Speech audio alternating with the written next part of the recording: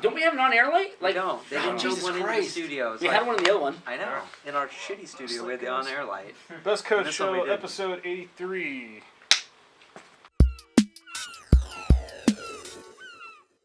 Coming to you pre-tape from the LA Mission College Studios in Los Angeles, California. This is the Best Coast Show. I'm your host, Albert Aguilera. That's my producer, Curtis Sage. Curtis, it's been a while. I almost forgot what you look like since all of our interaction is just done via the internet. I know. We haven't seen each other. That's true. We have a nice, beautiful set, Albert. We do. You want more, though. I want more. I want live audience. I want live band. I want a techno crane. I want more stuff. It took us like 2 months to get this. Now, here's the thing. While we were doing this and we were on hiatus, fans, a lot was going on in Dodger baseball world. A lot. Like and a lot. Like we lost like 16 of 17 games a lot. And I think it was good that we weren't on during that time because we would have lost. Induced mass panic across Los Angeles? Completely. And we would have ourselves. I don't think I would have been able to make it. I was still saying that we were going to go undefeated. You think we were good? We're sweeping the playoffs. Okay, we'll get to there. Sweeping the playoffs. We'll get there later. All right, Dodger fans, this is a Dodgers Nation episode. And today we have a special guest. We'll get to that in a second. But the Dodgers finished the season with the best record, not only in baseball, but the best record in Los Angeles Dodgers history, which is fantastic. We're going to talk about playoff rosters. We're going to talk about NLDS. We're going to have a little preview of that because that starts here coming up. And then we're going to have a little Cy Young chat. And we're going to also talk about fake fans, Albert. So you're a fake fan. We have a guest, though. We do have a guest. He's a fake fan. No. He is a fake fan. No. He's a fake fan. We're bringing back a good friend, Michael Duarte Just from because he's our friend NBC doesn't mean LA. he's not a fake fan. I think he's not a fake fan. All right, we'll see. We'll find out. Guys, so Dodger Nation, welcome back to this Dodger episode. And with us today is Michael Duarte of NBC. Thank you. Thank you for having me. Just because you're my friend, I'm not going to say you're not a fake So fan. I'm here for the reunion show? Yes. This is like even Friends has not had like a reunion show yet. Yeah, we're back. We're back. This is like yeah, you're the first one back. What happened, it's like that thing on Game of Thrones where they're like, new season, and they show you like 5 episodes, and like, all right, we're back in 2 years. There's not like a zombie dragon behind this there's set. Is just there, baseball right? bats. It's going to come out and breathe blue fire. That would be cool. Can I get one of those? Really that would be really we cool. cannot get Blue any fire in the zombie studio. dragon. We can create a graphic package that does that. Just like the real Game of Thrones when the budget in the beginning was like really slow, so it was very like expositional, like deep talks and dialogue, and then like really bad we'll just special get effects. CG crazy. By like season 7, you'll have like It's true. And like in CG. Game of Thrones, the changing point in this Dodgers team was the wedding. Oh, it was. Remember the off-season wedding? It was Kenley wedding. Jensen's off-season wedding where they all came together to say, bros, take discounts. That way we could all stay together. And then... And now they're playing soccer in the clubhouse. Yeah, now they're I playing see soccer. this. That's a hockey thing. But Why are they playing soccer in the clubhouse? That was the Curacao wedding, not the red wedding. Let's be honest. It was the blue wedding. There was no like bread and salt passed out before that wedding. There was No, like, just contracts. dancing and haircuts Just actually millions of before that dollars. one. Millions and millions of dollars. were Millions passed of out. dollars Yes, changing millions of hands dollars. during that wedding. Can I ask you two a question? Because I feel a little bit left out. You both you have our magical, amazing Silver Fox shirts. Silver Fox shirts? They're pretty. What camera? This is my camera. Because we are the cool kids. I did not get one of these You're yet. not one of the I cool still kids. don't even fans. You're possibly the narc on the show because you're the producer. Whenever we get out of hand, you calm us down. Well, that's not true. Cool. But Albert, you've given so many of these out, and I have yet to receive a. I haven't seen you. I haven't seen you in 2 months. Okay, that's true. I haven't seen you in 2 months. I've been lifting too. You so have now been I lifting, go so with a I don't know bigger what kind of shirt. But you have a whole bag just for Chase Utley. Yes, I have an entire like shop's worth of them for. So Chase. he apparently needs a few. He liked it. He'll probably wash his car. I was dry happy his he car. liked it. I was gonna send him one of those letters like Mac did in It's Always Sunny. Oh yeah. Oh, the Chase Utley letter? Yeah. Oh, yeah. That would've been funny. cool. You should do that. So Include it in I gave this shirt. So we're gonna show it off again for the camera. The Silver Fox, the grit, heart, and hustle. Kind of like Miami Vice-ish. I really like it. Yeah, very 90s. I gave him this shirt. He loved it. So did a lot of players. Nice. Corey Seager loves it. So thank you for that. I felt like I had to represent the Best Coast Show on the show. Perfect. And wear the shirt, but I had to have some baby blue, some Dodger blue blazers. So. Nice. He and I are kind of twinning right now. It is. I'm liking it. I'm liking we're it. You know, Good his blazer. wife hit me up on Instagram because Joe plugged us on the broadcast. So then she found out we existed because she didn't know we existed prior to that. Oh, Chase's wife. Yeah, I thought and you were then- talking about Michael. I was like, I did not know Michael's- Michael. No, ladies, Michael is single, disease-free. He is As far as we available. know. As far as we know. Available. No, Chase's wife hit me up on the Instagram. She did. And she's like, I want one. And I said, okay. So then I sent it to him, and I don't know if he's delivered the package yet. No, he just said he did. And for the record, Chase's wife is not single, but Yes. also disease-free. She's good. Okay, I believe you. And she's a realtor. She's great. In fact, I was in the elevator with her 2 homestands ago, and people were like, "That's the girl from like the Realtor.com commercials." I don't know if you see those. Oh, is it really? On Spectrum Sports in LA, like during the games, they like cut to this commercial with Jennifer Utley, like talking about houses and how many times they moved and how to pick a good neighborhood and a school for the kids. And you have not bought anything from her yet. I have not bought a home through Jennifer Utley yet. Not yet. But we're in the elevator, and these fans are like, "That's the girl from the Realtor commercial." And not Chase that's Chase Utley's wife. That's the girl from the Realtor commercial. So I told from Chase that after the game. He got a big kick out of that. So at the stadium, they say, "Oh, hey, look, that woman that's with Chase is his wife." But out in public, they go, "Hey, that guy is the realtor lady's husband." Exactly. That's exactly what happens. Exactly. I think people would recognize Chase. Chase is pretty low key, and he wears a hat. He always wears a hat and it's glasses. cool. Yeah, He does have a cool new haircut, though. he does. But we got to get off the Shaved Chase aside. Utley talk just for a minute because we need to start talking a little bit about our playoff roster that's starting to Which maybe Chase Utley's shape. going to be on. He'll be on that. He'll be on that. So let's get started on that. We got to. But we don't have a playoff roster yet because we don't have a playoff opponent. Tell us Chase why. is a lock, but we can play this great game called Who's In and Who's Out. Let's do that. right? Let's And do that'll be fun. But before we get to that, I just want to say something. Like, I know this I was show's. about to say something. Okay, go ahead. No, you go for it first. Well, I was going to say, I know this show's probably going to air this week, obviously, because we got the NLDS starting on Friday. And so we're doing this show. We're here talking about sports. We're talking about the Dodgers with heavy hearts, obviously, with everything that happened in Las Vegas. Oh, yeah. I know a lot of people that were there and affected by what happened down there, this senseless act that just makes absolutely no sense, why anybody would do that. So I speak for hopefully all of us here. Our thoughts and prayers are with everybody there, the victims, the people affected, their families, the people who are still in hospitals recovering, people who need to get surgeries and things like that. And, everybody's thoughts and prayers should be with them and trying to help them and do everything for those victims. Yeah, we just do stupid sports shows. I mean, we just talk stupid Yeah, we really sports. are. Well, there's real life going on outside of this that is really heavy. But we're going to try to take a break from that and then talk some Dodger baseball. Yes. Yeah, and it's heavy, specifically for me because, like you, I have a lot of friends that are out there, and You go to Vegas I a go to lot. Vegas all the time for whether it be to meet these people or there for business. So, like people that tune into the show regularly know that I'm there like every other month, and it's weird because I've been there exactly where that happened. So that's. I was just there for the Triple G Canelo fight. In fact, one of the streets people were running down, which is right literally between the old MGM Garden Arena and the T-Mobile Arena, which is now on the other side. Like all those places where people were running and panicking and nobody knew what was going on or what the shooter situation was. I walked that back and forth so many times that weekend during the fight. So, scary stuff. It is. It was intense. All right, so playoff rosters. Playoff roster. We don't have anything announced yet, obviously, but Well, we can do the obvious. Like we said, Chase Utley's a lock. Let's fill in the locks and talk about those locks first and then decide who's on the fringe, who's on the cusp, like the bubble players, Yeah. we'll call them, like it's like the NCAA tournament, yes. And then we'll kind of pick on who we think. But now I will preface that by saying we still have a wild card game tomorrow between the Diamondbacks and the Rockies. So we don't know who our opponent's going to be, but we do know it's going to be a familiar opponent, a divisional opponent that we've played many times and know the ins and outs of. So, but I will say, I think depending on if it is the Diamondbacks, a right-handed, heavy-hitted power lineup with Paul Goldschmidt in there and now J.D. Martinez and A.J. Pollock, they might add, let's say, another right-handed relief bullpen arm like they did against the Nationals last year with all those lefties. They threw another lefty in there. So they may do the same thing if it's the Diamondbacks. They may go with a lefty reliever if it's Colorado, or they may go with like a guy like Tim LaCastro who, could pinch run and steal a base. Who knows? But like starting rotation, we think we know, right? we think we Should do. we start there? Yeah. I Well, think we we know- should. Wait. I think we should start with the one player everyone wants to know whether or not he will be on the NL. Carl Crawford?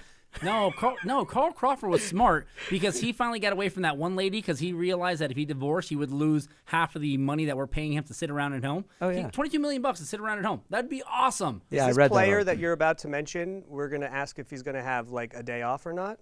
Not a day off, but just not be on the roster. Because I think all of Dodger Nation wants to know whether or not Pedro Baez will be on the playoff roster. I was thinking of the wrong guy. Perfect. Who are you thinking of? Walker Buehler. That's why I said Buehler's day off. Well, Oh, sorry, I didn't get that one. Well, I think that's the thing is you've got this guy who, it depends on where you want him to pitch. So if you want Walker Buehler on your team, in Colorado, throwing that heat, maybe that's a good. If we end up playing the Rockies, that'd be a good person to have on the team.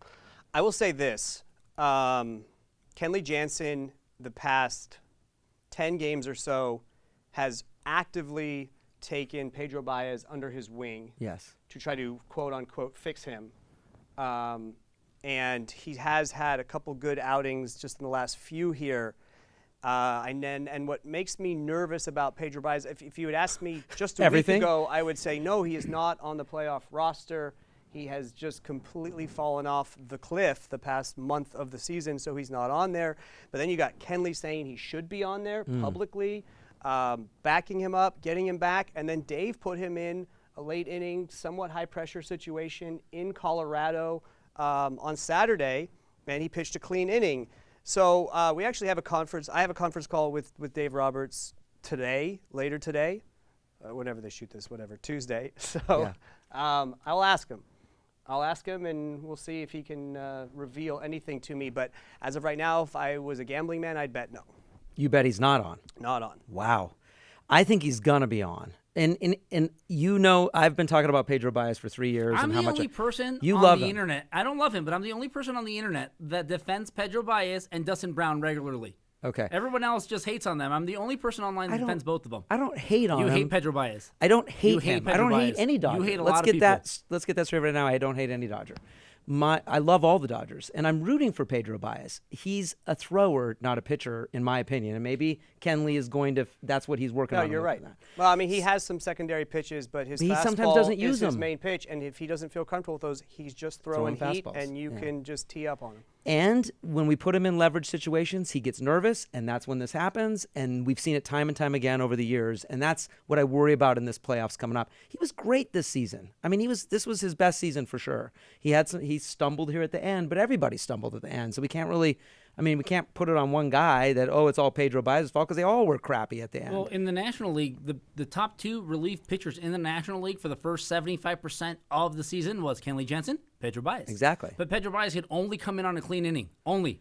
No runners on base. No Well, nothing. that's asking a It has lot. to be a clean inning. That's asking a lot. I don't know. If one of our pitchers can't get past the sixth, have him start the seventh. All of our pitchers can't get past the sixth. This has been the problem all year. Kershaw could do it. Whoa. There's not necessarily a problem, or if it's a premeditated plan. Okay, yes. I will also go into that. Yeah, Okay. the front office is really sneaky. Are you going to tell me that the front office didn't orchestrate this losing epidemic, 16 of 17, just so we can clinch at home against the Giants? They did it on purpose. You think that was orchestrated? Oh, yeah.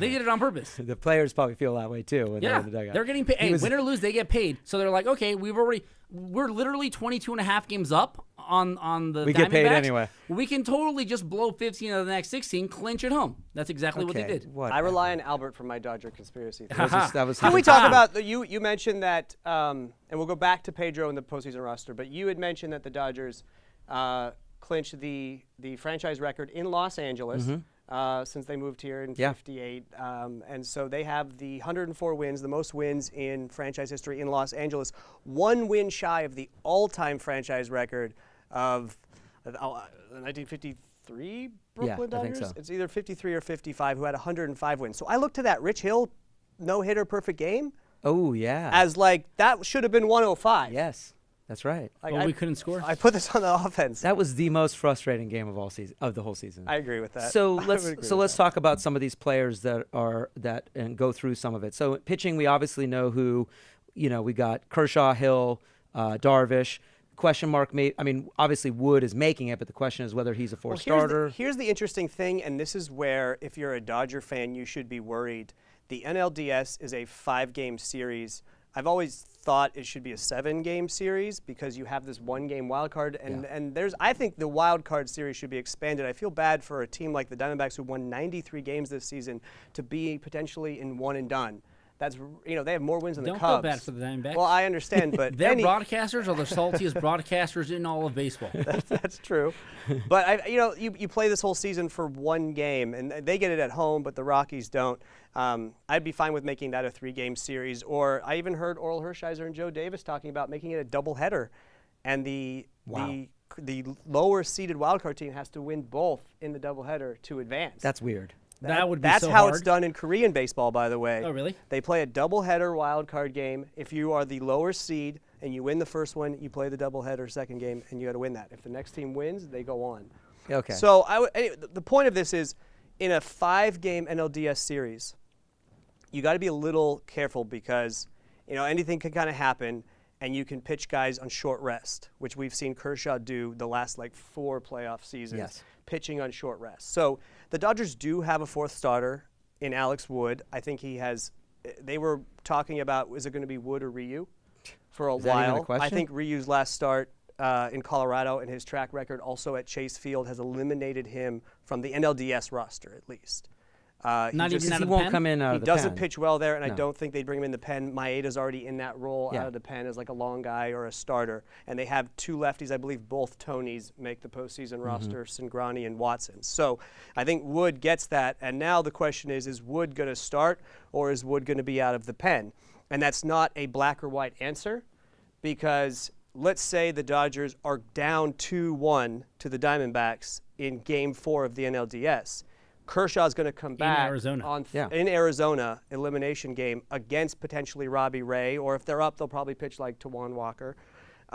So you're going to throw Kershaw on 3 days rest, and then use Alex Wood out of the bullpen if you need him in that game. That makes sense. Or as a Game 5 start if you're not. But then you can also bring back Rich Hill on full rest at that time for Game 5. So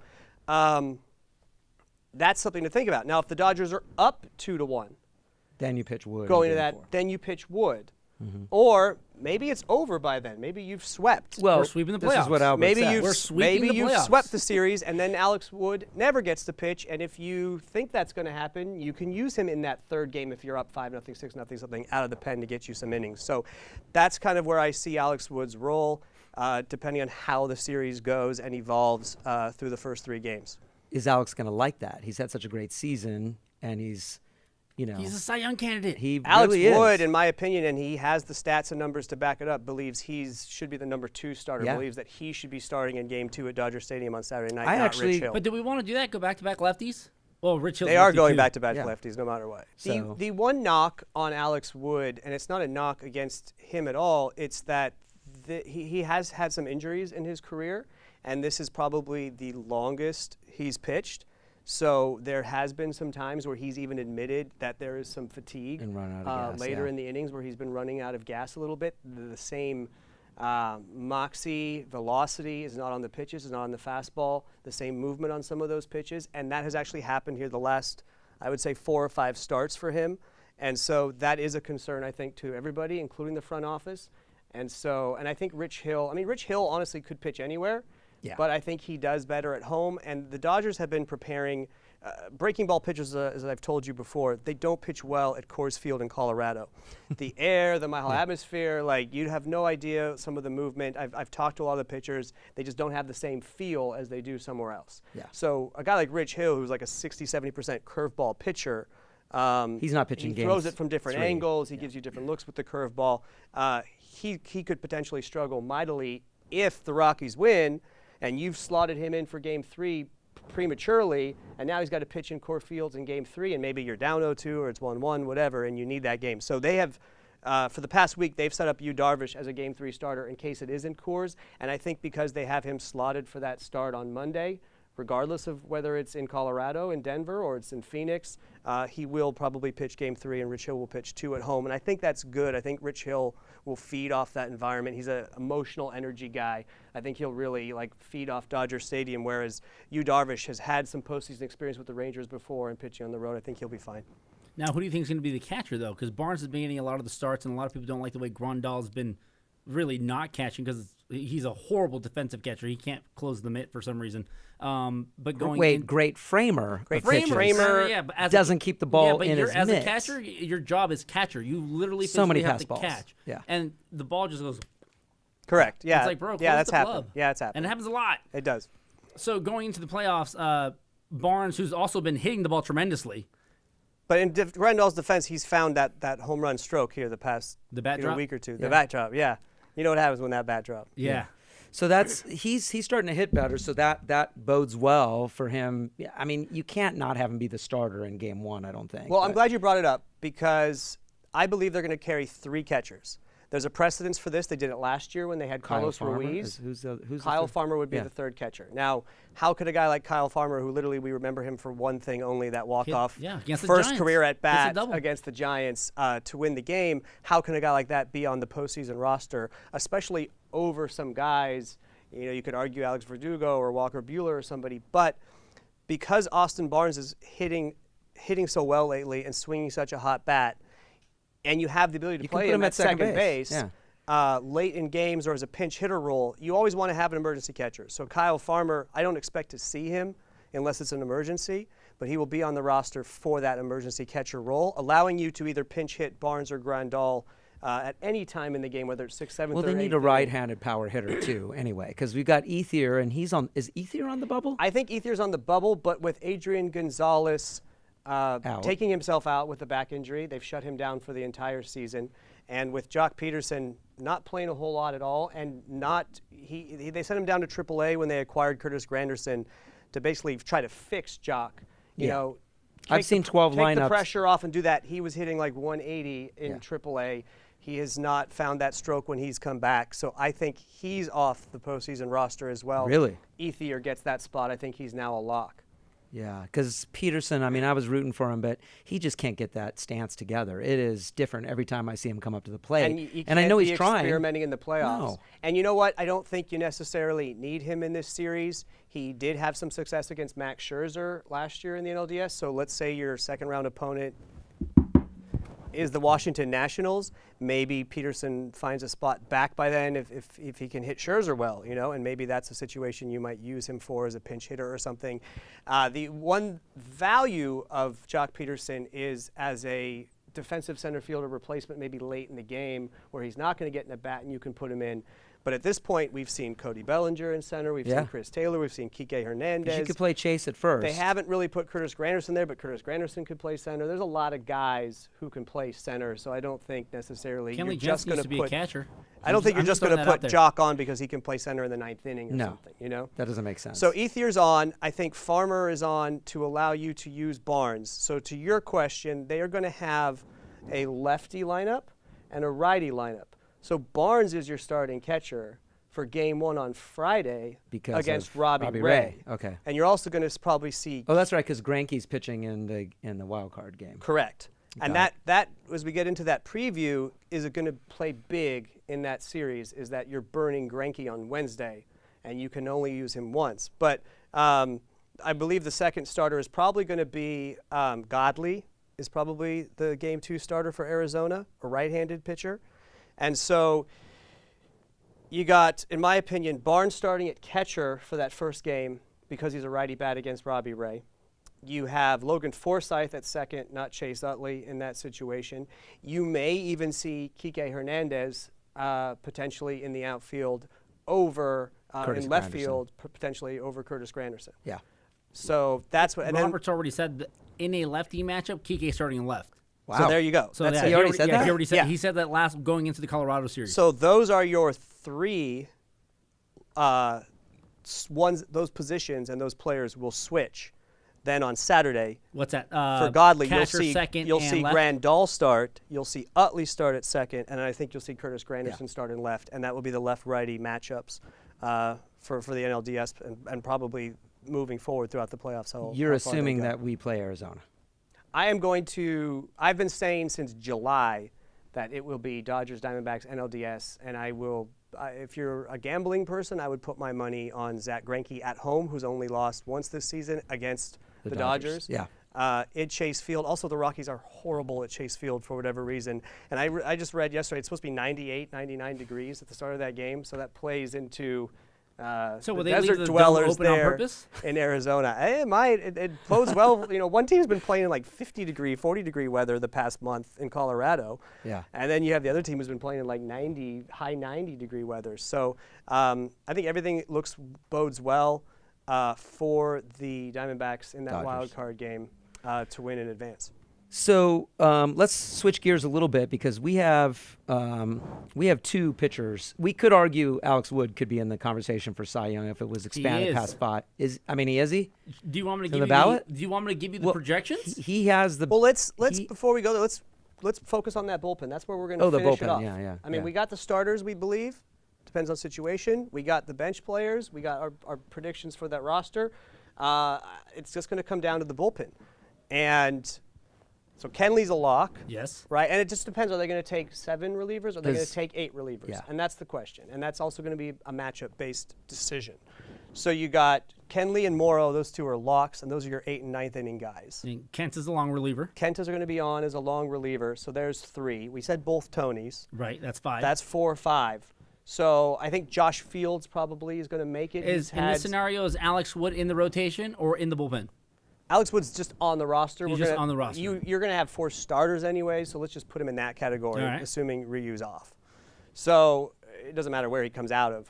We'll put him in the starter category. So the two, Josh Fields gives us 5 or 6? 6. 6.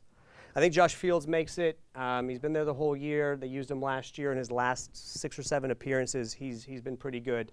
So now it comes down to this final question. There's one more spot, maybe 2 spots. If it's the Diamondbacks, as we believe, it's probably a right-handed guy. Yeah. Louis Avalon, by the way, they've already said he's got some out. issue. He's off. Yeah. So you got your 2 lefties. That was great for Cingrani that he's on. So now you're looking at, I mean, it could be Ryu if you want to try him out of the bullpen, but because they have not, look, they moved Kenta to the bullpen a couple weeks ago for a reason, to get him familiar with that role. They didn't do that with Ryu. They gave him a final start at Coors Field to see how he'd do. He failed that test. Yes. So you have, in my opinion, Ross Stripling or Walker Buehler fighting for that, or Pedro Baez. Yes. Fighting for potentially one spot, that final spot. That's true. That's in going to the be bullpen. tough. I would just be like, oh, this kid throws 101 miles an hour. You got the job. Honestly, And a lot of people haven't I seen agree him. with you on that. I mean, yeah, they haven't seen him. You're right. So they don't have the metrics on him the way they have it on every other pitcher. And by the time you've kind of figured him out, like, hey, it's game 4 or something, right? But no game 4 because we're sweeping. But you throw him in the 8th or in a situation runners on 1st and 2nd. We need this one out. Yeah. This guy's going to come throw gas at you. Well, I remember when. As long as it's not Matt Stairs there, I think he'll be fine. Well, one thing that bothered me is that when Walker kind of first came up, they were using him in like blowouts. They didn't really want to rattle this kid out young it, but I spoke to his father when he first came up and spoke to Walker. I'm telling you, this guy has that like ice water in his veins mentality. He doesn't fold under pressure. It's like Corey Seager, like that, like nothing folds him or will affect him. And so I don't think he would be as affected. I think Pedro Baez is more affected from high leverage situations, especially if he doesn't have his secondary pitches. All of a sudden you see him after every pitch walking off the mound and rubbing the ball, and it takes him a minute to throw a pitch. And that's when you know it's in his head and it becomes more mental. So Walker Buehler's never had that problem. So I was a little frustrated that they weren't using him in some high leverage situations like he might need to be early on. And then once they finally did use him, what you saw is you saw the stuff. The stuff is there, and it's nasty, and the velocity is there, 98, 99, But he makes 100, mistakes. 101. Well, what I was seeing was he would get maybe the first 2 guys out, and then he wouldn't get some calls. He'd go a little wild. He'd start walking some guys, and that's it. Now, they used him in Colorado. When nobody could pitch in that game, they were struggling. And he came, and he threw a scoreless first inning of relief. It was the 2nd inning that he got bit. Well, Walker Buehler's not throwing 2 innings in the NLDS. I don't even think he throws 1. I think Comes in Just situationally guy? against I a think, guy. hey, J.D. Martinez, hey, Ball Goldschmidt, hit 100. 8th, 7th inning, 8th inning, whatever it may be, late in the game. My best stuff versus you best stuff. If they have hopefully more than a 1-run lead or something, you try to hit me. And I think that's why you got to put him on alone. And like you said, there's no tape on the guy yet. There's not enough on him. He's a mystery. Yeah. So That's a tough decision I like the for- mystery. Now, Ross Stripling, he's been doing it all season long. Yeah. He was on the postseason roster. He's one of my favorite players on the team. He's a great guy. I've loved everything he's done. He admitted to me he's never pitched this much in his life either. Yeah. This is the most innings he's ever pitched in his career. Fatigue could be becoming a little bit of a factor for him. Look, they like Ross Stripling, and Ross Stripling is versatile. He can start. He can come out of the bullpen in long relief. Shoot, if God forbid Clayton Kershaw throws 2 3 innings. pitches and his back flares up again, Ross can be on the mound and warmed up and ready to go in like a minute. But I think Kenta has that role. And so now if you're looking at purely right-handed matchup late in the game, would you trust, Ross, Pedro, or Walker Buehler, a guy who goes triple digits? I would like to see Walker in that role. Wow. I hope that's where they I go, buy but that we'll too. see. Really? Yep. Okay. Well, we'll see. That's Or gonna be two of the good. three could make it, and you just, you don't put Lacastro or you don't put like an extra guy on the Or other you don't side. have the third catcher. Yeah. Well, I think they'll go third catcher, but that still gives you an extra guy. Okay. So now can we talk about the Cy Young? Now let's go to Cy Young. No, because What? he mentioned something. What? What? Corey Seager. What? What's up with his elbow? When He's did starting. I know he's starting, but is he pre-All-Star game Corey Seager coming? How healthy is he? Corey Seager has told me his elbow is fine. That's what he's going to say. That's though. what he's going to say. I would say the same thing. He would say it if he's on camera. I need a I'm doctor's telling you, note I telling me he trust- doesn't have no problem. Look, I don't know his elbow. I thought it was suspicious. I was there the day that I was talking to him as a friend, just shooting the shit. And can I say shit? I can say You shit. can. say shit. Yeah. Shooting the shit with him, and Dave came up to him and said, "Can I talk to you after this?" And he pulled him aside, and that's when he was told, "We're shutting you down for a while with the elbow." And he had not told me that anything was bothering him or anything was wrong. I'm sure it is, Yeah. but it seemed more like a precautionary thing Yes. to shut Corey down at that point and not let anything further happen. He has told me he's fine. He has told me, as other people like you are concerned, that he struggled a little bit.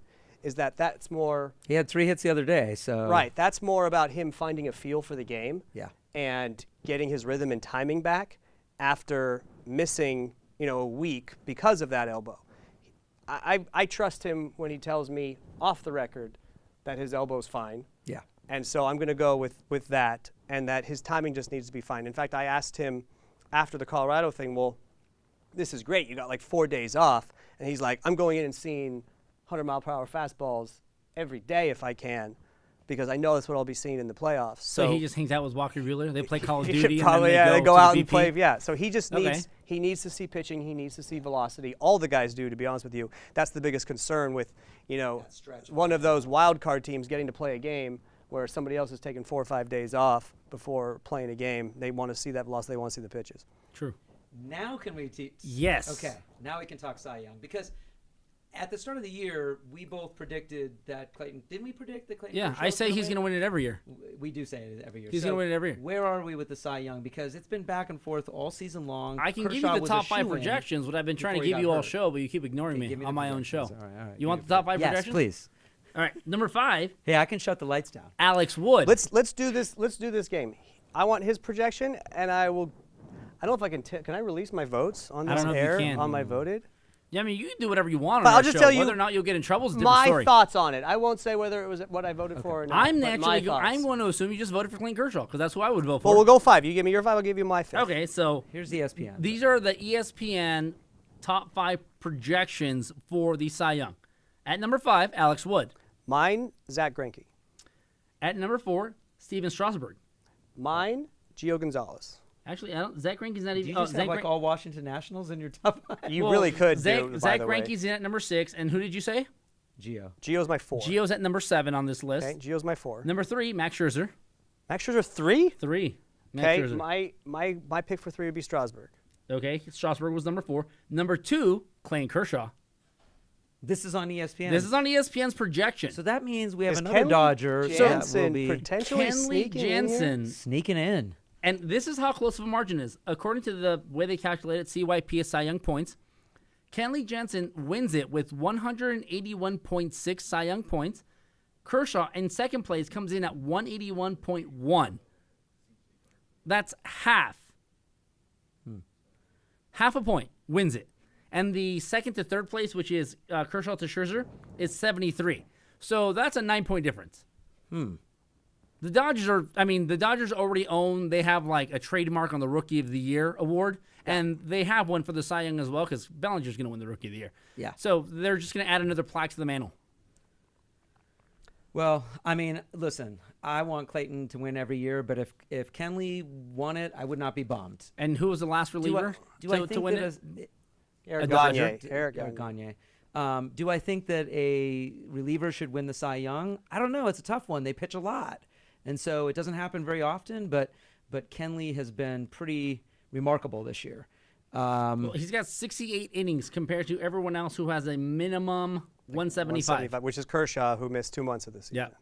Yeah, it's hard to. It's so hard to compare. You know, we used to, when I was a kid, it was Fireman of the Year Do they even do that anymore? Fireman Is of it the Fireman of the How Year? old are you? I It was- remember, I you're just remember aging Fireman of the Year, yourself but there. no, they Rolly don't Fingers do that. would win it all the They don't time. do that They don't Never do heard that that because one. then you got that was Never But heard that one. there is. I mean, we voted for something called like relief pitcher of the year, closer of the year. Okay, well, that's Fireman But of like the they Year. don't actually Okay. give that award. No, as it's not like a major award. trophy. No, it's not. No, a this trophy, was a but- trophy. Yeah. Yeah, I don't know why I they mean, I'm stopped sure doing there it. are there's some like Topps baseball card probably has like a closer of the year Yeah, award or yeah. something. But But that's this is a real interesting. award. First of all, I'm on Curtis's side, and I'm sure you are too. If Kershaw? Kenley wins it over Kershaw, none of us would be mad. I wouldn't be mad, and I can No. tell you right now, Kershaw wouldn't be mad. No. He'd be thrilled. But in my opinion, first of all, he wasn't even on my top 5, but he was close. And he just snuck up in here. And he was close. But we also got to pick closers, so that's where he just won that. And I have a vote, and I didn't even make him in the top 5, so that's not bodes well for him. It's interesting Man, that when he ESPN sees says this, it. when he sees this and he finds out he wasn't one of your top 5, he's gonna get mad. he'll be Remember okay. when the fans couldn't For get me- Turner into the for All-Star me- game and he got mad at us? Well, you mentioned Gagne, right?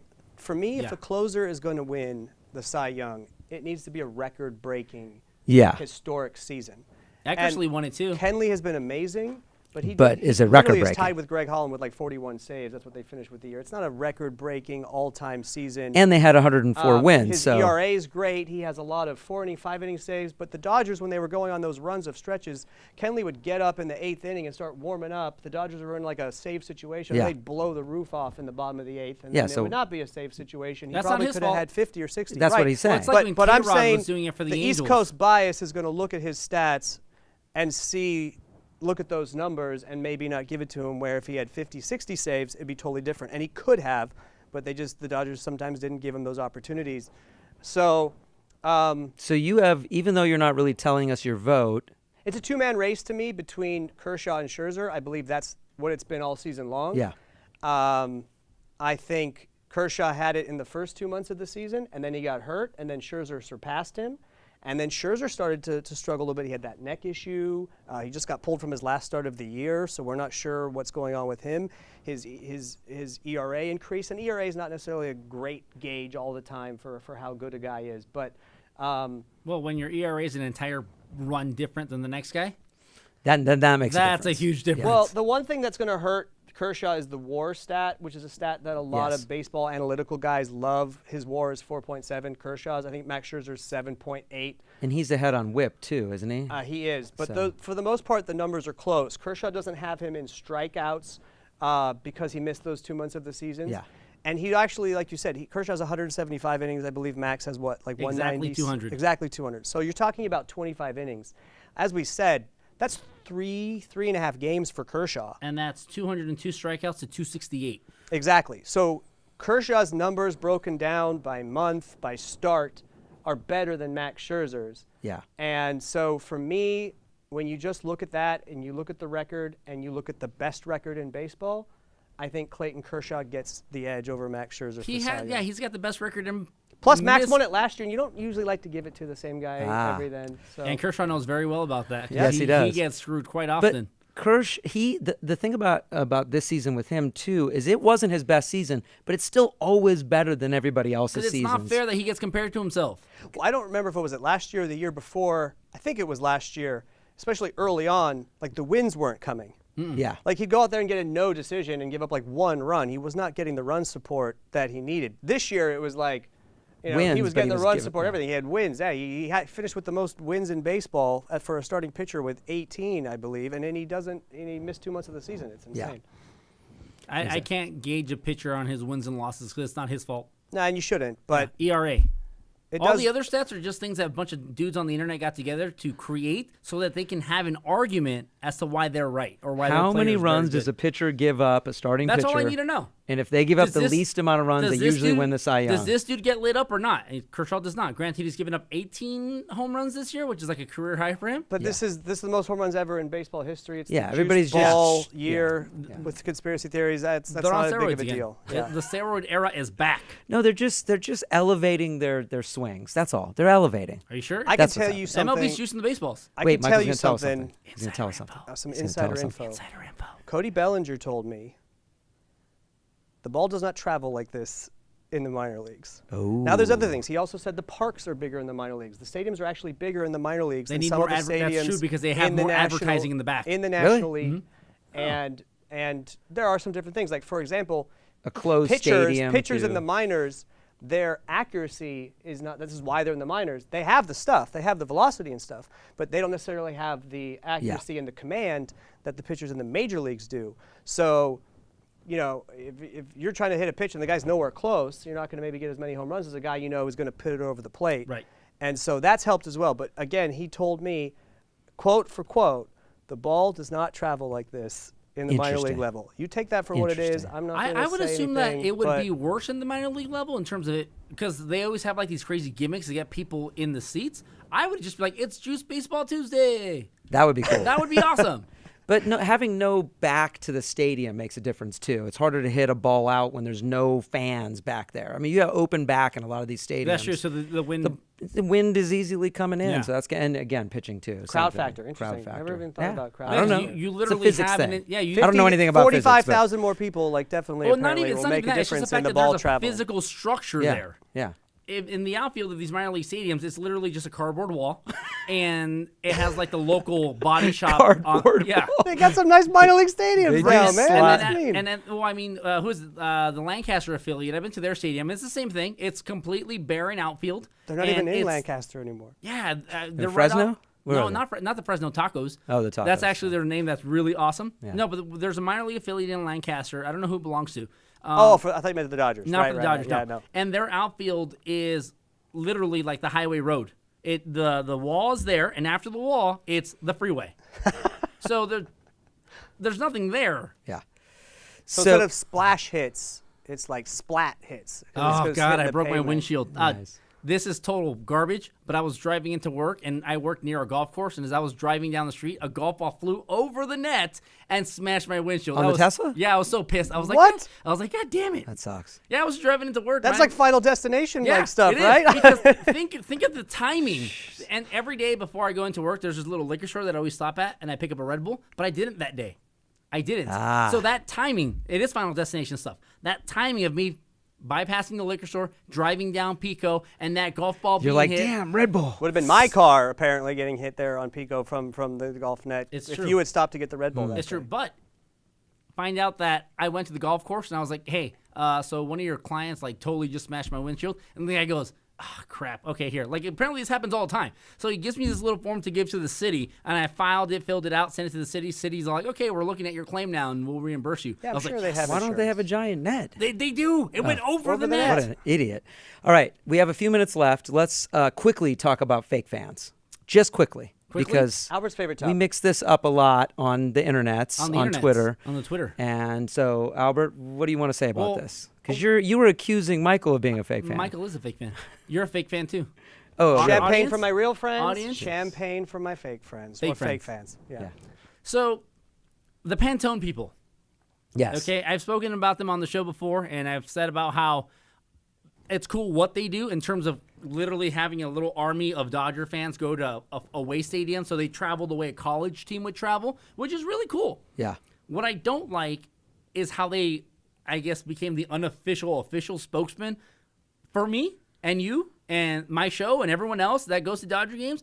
And what I really don't like about that, I understand that I'm loud and obnoxious and I say stupid shit all the time. Yeah, But you do. I don't wait for the cameras on a nationally televised baseball game to come on to me before I start flipping it off and saying F whatever team we're at, which is what they do. And it makes us all look like bad people.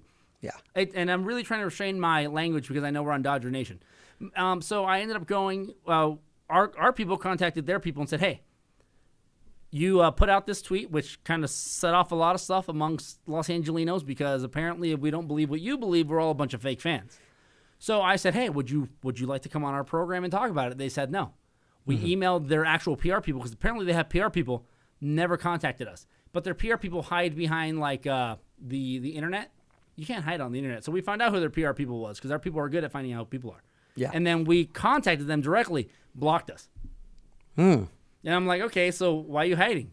Like, Wait, what's- like they blocked you on social media? Yeah. Wow. So the fake fans thing, And though, they did that, though. They went on a blocking spree. If you weren't agreeing with them, you were a fake fan, so they blocked you. and the yeah, fake that happened to a fans, friend of mine who tried to take on a Pantone supporter. Yeah, and it sprouted up because what happened was is fans were complaining about things like Baez blowing it in the 8th, and we can't boo him when he's coming off the mound. I will boo anybody I want whenever I want because I indirectly pay for their stuff. I'm a third-generation Dodger fan. I didn't choose to be a Dodger fan. I was born into this. Yeah.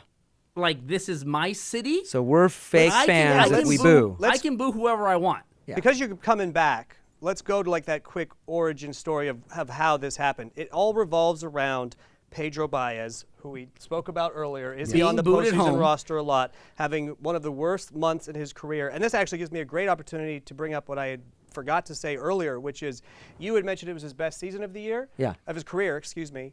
And that's true to a certain extent, but I feel like Baez has always had these flashes in the pan where he's good for a short stint, and then he reverts back to normal Pedro Baez. In this case, it was like 3/4 of the Don season. Mattingly put Pedro Baez in high-leverage situations in the playoffs for 2 consecutive seasons, and you lost to the Cardinals and lost to the Mets, partially because you put him in to replace Kershaw or a guy in the 7th inning in a high-leverage situation, and it came back to bite you. Going back to that, they continued to use Pedro Baez in high-leverage situations, Dave Roberts did, even though he was struggling mightily. And the whole team was struggling. And the whole team was struggling as well, but Baez, big part of that, I think his ERA at one point, I think it's down now to like 14 over the past month, but it was over 25 at one point in that span. And so Pedro Baez came in a game at Dodger Stadium. I was there. It was the 7th inning, and it was either a tie game or a 1-run game. I want to think it was a 1-run game. And they booed him all the way walking out. They booed his introduction. Watching that game. And then his first guy he walks, and they boo loudly again. Now, Baez ends up walking, I think, 2 guys that inning, somehow escaping the jam, getting out of the inning without giving up a run, this particular game. And then after the game, Dave Roberts says he's absolutely disgusted with fans. Dodger fans. My theory is that the fans were booing Dave Roberts for bringing That's him might my have been theory as that, too. A lot of them. Yeah. Well, they were booing Baez, but we'll get to that. But Dave Roberts said that fans should not boo this guy.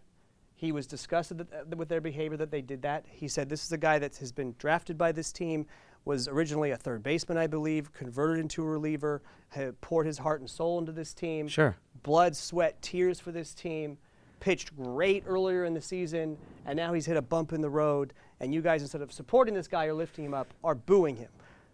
Dave Roberts, as much as I love Dave Roberts, and he has every right to criticize fans if that's what he wants to do. He's the manager. He has to support his players, too. And he has to support his players. He has to get Baez back, and so he said everything right publicly.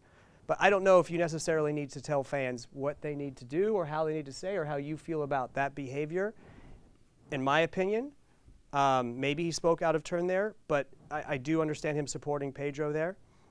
But he's got to take some of the blame on himself, as you said, because they were booing Pedro Baez, but they were also booing the situation to put Pedro Baez in a game in a high-leverage situation when he has been struggling mightily on a national stage for weeks.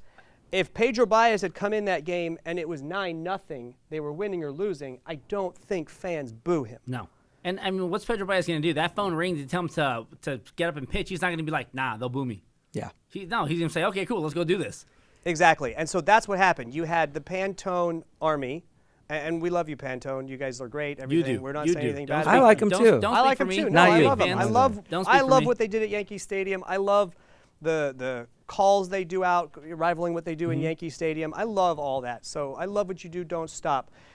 And you know what? If they want to be that section and that army of loyal, diehard fans that support the team no matter what, that's fine. Awesome. If all of our fans were like that, Frank McCourt would still be the owner of the team. Yes. Okay? Exactly. So fans, you pay your This money. is my point. You pay $13 for a beer. You pay $6 for a Dodger dog. You go out there and you pay these exorbitant prices and you pay season ticket prices, and they go up like every year, especially with the team being good. You pay it. If you want to boo a decision and the player who was part of that decision, go for it. Yeah. You know, if you want to yell and do different things, do it. Voice your pleasure or displeasure all you want. That's how I feel. Don't tell me how to be a fan. Yeah. And I think most Dodger fans, again, it comes back to, do we hate the player? No. It's about how this player's performing, and we're expecting to win a World Series here. Yeah. So it's about holding these. It's sports. It's not so much what have you done for me lately. It's what are you doing for me right now? Yeah. This second. And the other thing is, I don't feel like that you have to pit Dodger fans against each other. They're trying The to divide players- us. Listen, you're in the locker room with them. Do they really care what we think most of the time? Probably not. Yeah. I'm going to guess they don't. I'm I mean, gonna they say- hear the booing coming off the mound. Chase loved the shirt. Well, okay, Thank there's you. that. You're Look, welcome. I will say this. If you think that the players are completely ignorant of what's going on, Well, in the I don't think stadium, that. Kenley Jensen or of went what on the the fans record. are saying about them, whether it's on social media or even what the media is writing, completely wrong. Oh, okay. They are aware. Well, they Kenley Jensen scolded us. Some need to ignore it. That's true. But most of the time, they are aware. Okay. But you know what? It's a tough job being a manager or Andrew Friedman or Farhan Zaidi in the front office and having to take what's going on with the fans, the optics of it, in addition to the statistical stuff of it, in addition to what the personal side of it, whatever it may be Yeah. for the player, and make those decisions. And I hope that if there's a conversation on if Pedro Baez should be on the postseason roster or not, and you're looking at his body of work for the whole season, you're looking at what he did the past month, and you're looking at what he did the last few weeks, and you're asking players and the veterans on the team, the Kenleys, the Turners, what do you think? And Dave's vying these decisions. I also hope a part of this pie, a big slice, is the fans' opinion as well. Because he will have to come into a game if he's on the roster and take on the vitriol of the fans, good or bad, or whatever Yeah. it may be. And I will say this, that game, because I mean, I wish I could go back to follow my tweets from that game.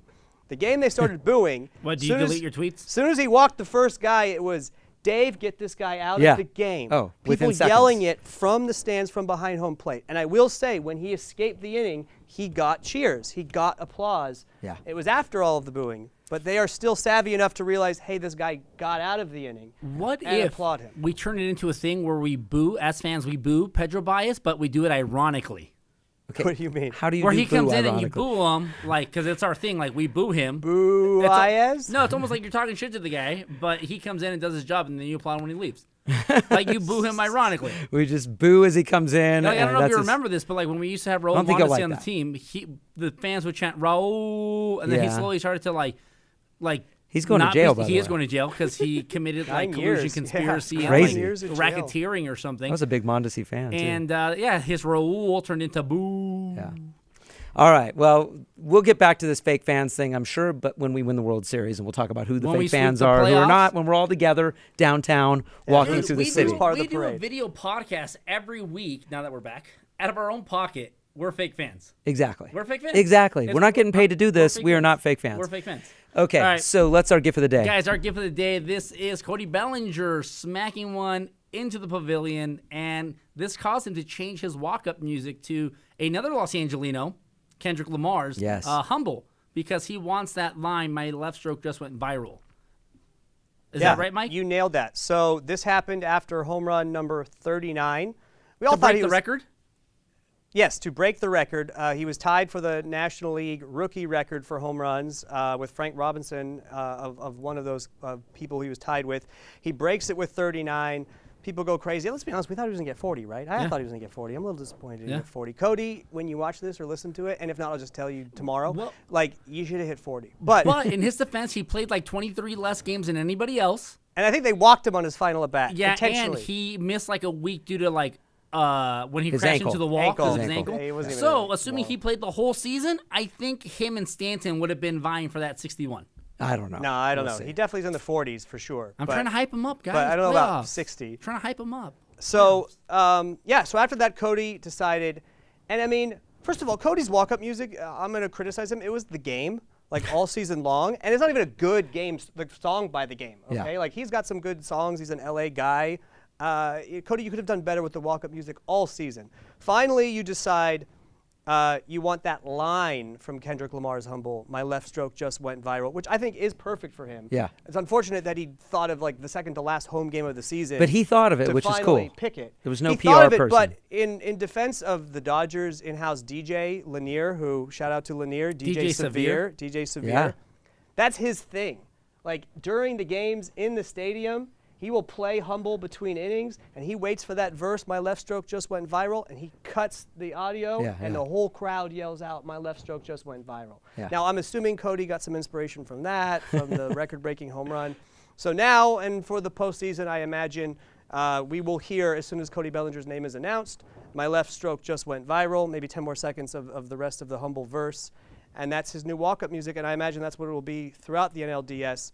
But unfortunately, I guess it means the DJ is going to have to find like a new shtick.